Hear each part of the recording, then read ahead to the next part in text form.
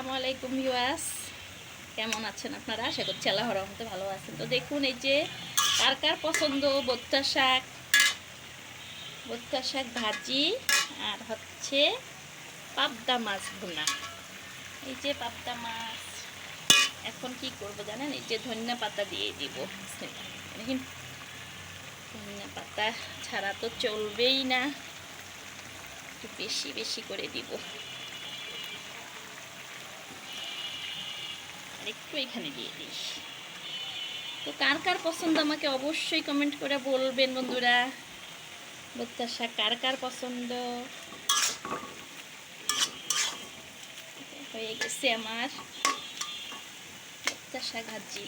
একটু খালি পানিটা শুকিয়ে এলেই আমি চুলা বন্ধ করে দিব। একদম সবুজ সবুজ রয়ে গেছে।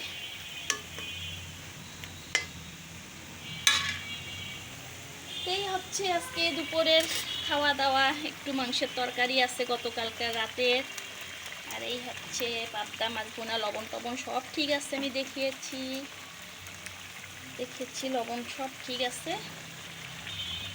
এখন 2 মিনিট পরে নামাই ফেলবো। তো বন্ধুরা ঠিক আছে, আমার সাথে থাকবেন, পাশে থাকবেন। আল্লাহ হাফেজ।